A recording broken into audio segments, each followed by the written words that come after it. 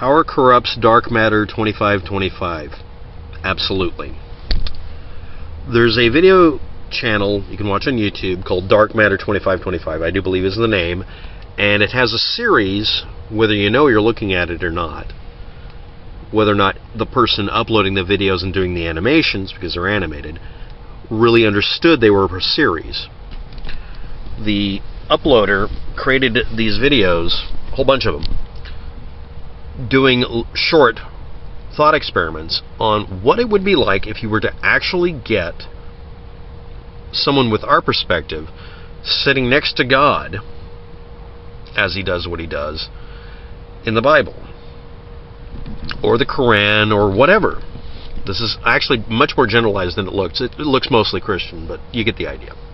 And the idea in the video series is, why don't we make it a human level thing and see if we can, most of it was from an atheist perspective, to point out how rather odd it is that people assume that really anything you read in any holy book from any religion could ever be attributed to anything other than a human being, because, and this is a simple thing to understand, once you break it down and actually demonstrate it this way, not just as a parody or as a joke or trying to sandbag the subject, but being honest about it, you're looking at stories told from the perspective not of a god, but of a person doing something we would now call a specific thing that I'm going to get to. I'm going to do a reveal on what the channel may really be about, and more importantly, even if I'm wrong, I'm going to do a response in this video to that, playing off of it, or ripping on it if you like, for the whole series because of only one episode. Now this is the thing. This person, now this is the meta joke about this.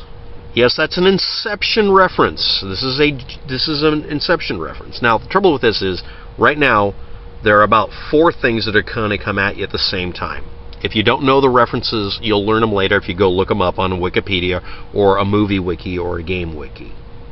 There's a lot of wikis you're going to have to go through. Get wiki with it.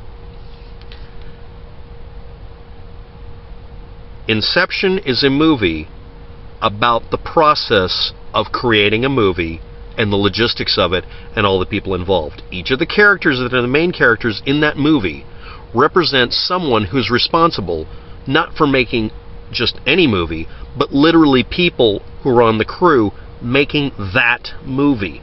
It is a joke, as us people say in the computer industry. It is a self-referential meta joke. And every part of it is about the movie making process, including the spinning top at the end of the movie. I'm not kidding. All of it is. Every bit about it is about what it's like to make a movie. And it's brilliant because even the music, the timing, the time scales, how much work, how much film you have to shoot every day to make 1 second of video or movie. And what's the time scale for each layer when you go deeper? Okay, let's go deeper.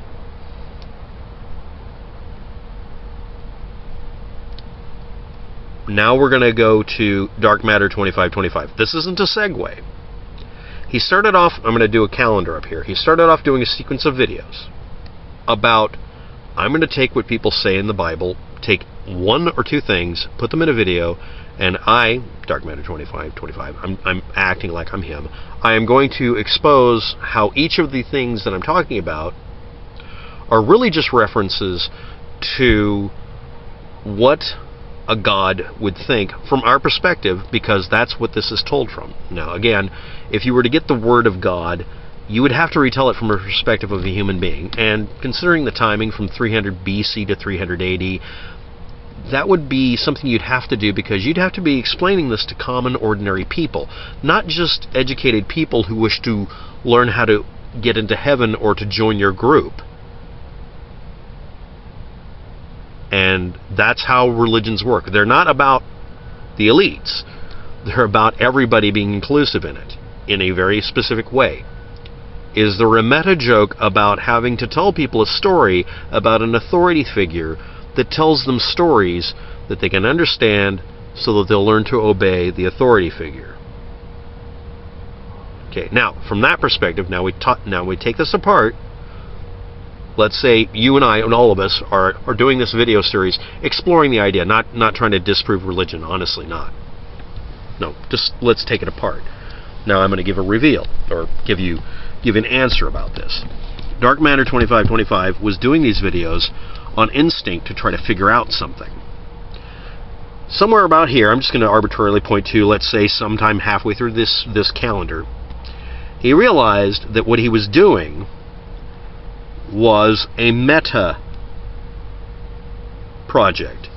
He decided to make it not about someone making movies or YouTube videos. He decided to make it about an episode where you see these much better resolutioned, better quality animations than he'd been doing that look not photorealistic but cel-shaded, cartoon-like. But they look realistic looking. Sort of like if I did a video filter on this. And in that, he did an episode where he had people talking to each other from a classroom, and then one of them or more are put through a test where they go into the test and they forget that they're a human being doing a test, and they're required to, with what they've learned subconsciously, that's all they've got left, they're put in a universe where they have complete control over it and they can create a planet. A creative work. They have total power over it, and they can do whatever they want in it because there's really no consequence. There's nothing's happening. It's just a game. And that became the new subject, because now you have not the presumption that God's creating this universe and that it's a fake universe. You have the presumption of it being a human being playing God, literally. And by his side is an angel called Jeffrey, just like the entire series up to this point. But now, it's his friend, or somebody who's been told, you have to keep an eye on him and keep him on tack. And he, supposedly, we don't know yet, knows that he's in a game.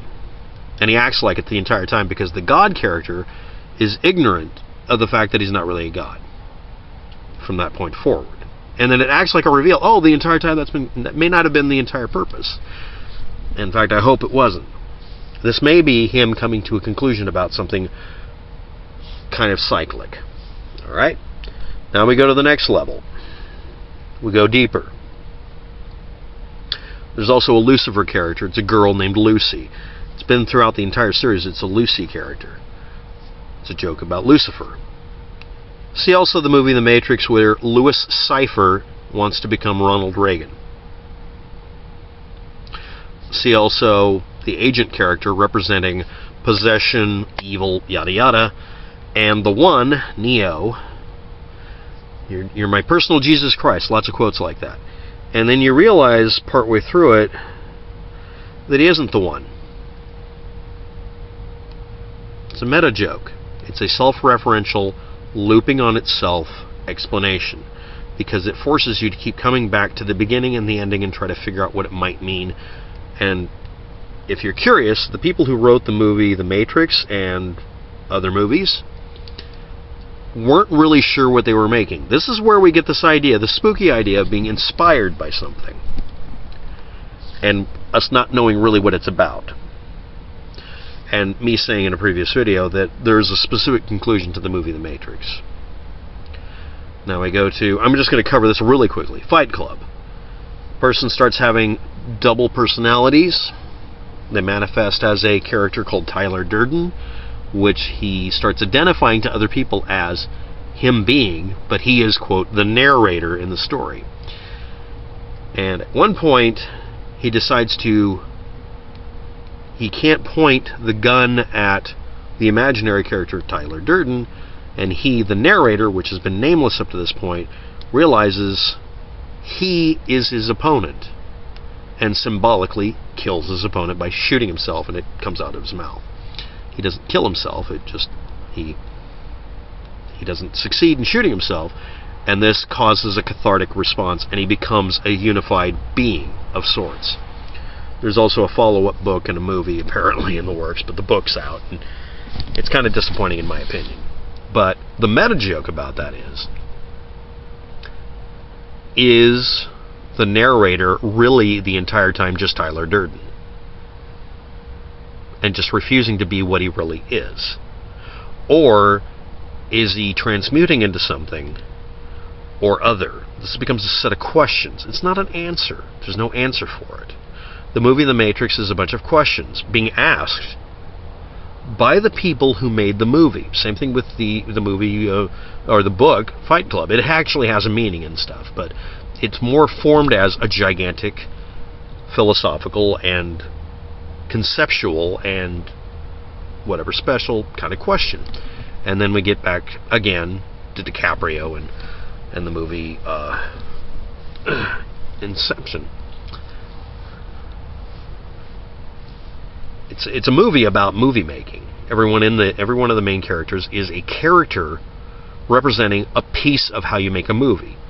It's a self-referential joke, including timing, everything about it, including the ending with the spinning of the top. Okay, now, but is it asking a question about reality? Is it asking a question about our system, our existence, or not? So the whole point of these is that they're open-ended questions, thought experiments that we're supposed to think about. Don't try to find an answer. Try to think about it. Let it unlock subconsciously in your head what you're trying to really understand. Okay? Don't answer the question. Let the question sit for a while and let it cook. When you're trying to figure out how to solve a problem on a computer system, a network, or any large-scale project, or anything that's vexing, it's best not to think about it. Just let the question not get answered. Don't try to answer the question, because that becomes the only goal. Let the question sit, and let your subconscious mind, the part you don't really know you can control, do the work for you. I've lived this way my entire life. Dark Matter 2525 put up a set of videos presenting questions and answers, possible answers. He even said that in one of his videos where he answered some Q&A kind of things. And at one point, and that was my favorite episode, he made it to where the characters in this show, this cartoon, were really just human beings playing a video game so they could test their moral fortitude. And again, there's two main characters in there. Yahweh, which is the actual kid, he's a young man, and Jeffrey, who's the angel. He's just a random, but he's always next to God and always trying to direct him to be moral. He's the angel on his shoulder, whether he likes him or not. He's literally small enough to stand on his shoulder. Now, here's the fun part. There's another episode recently put out where Jeffrey temporarily leaves and he's doing an interview talking about what it was like to finally find a way to do something no one ever did. Escape the game and talk about it. And then they start asking him to explain how he got out, and he doesn't know. And then you find out he never left. See also the Animatrix, which was to fill in the pieces that were missing, that weren't actually done in the movies, where one of the characters self-actualizes. He simply exits the Matrix voluntarily. Because, unlike Neo, he doesn't need any help. He simply exits the universe in a way that would look like suicide. It's actually a warning they give in it. But really, he realizes that he knows for a fact he can leave. And then also in the Animatrix, another person where the agents are saying, don't let him wake up. Because he realizes, every once in a while, when he's in that zone being a speedrunner, he's not running because he can feel. And every once in a while he'll open his eyes subconsciously and see that he's in a vat. That it's all in his head. And then he leaves. Because he simply wakes up from the simulation. The episode where Jeffrey, Yahweh, and Dark Matter 2525 explain this stuff originally shows Yahweh flying over the world covered with water. The waters are all he built. That's actually a line from the Bible. The hardest thing you learn to do when you're making video game levels is to make realistic water.